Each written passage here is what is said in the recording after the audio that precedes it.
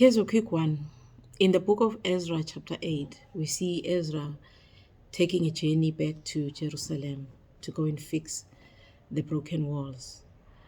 And as he journeys, they go to the Ahava Canal, and he records that he asked the people that they must pray and fast for the journey.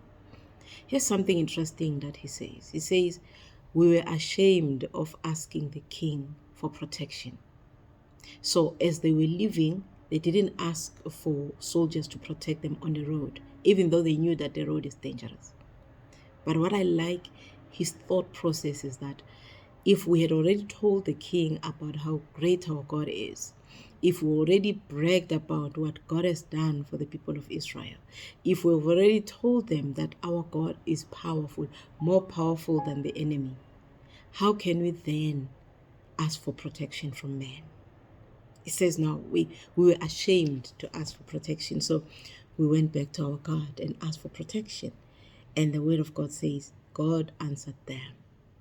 So when you're seeking for protection, when you're taking a decision, the next step of your life, ask God first for protection, for provision, for everything that you need, the strength that you need.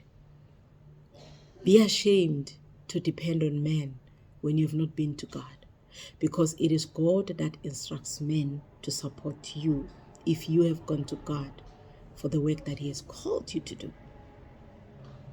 So let men not be your target for support. Let God be. He will instruct someone. Don't take a step without God. He's your protection. Be ashamed of asking men when you've not yet asked God for it, because God should be your first and the second and the third option. Shalom.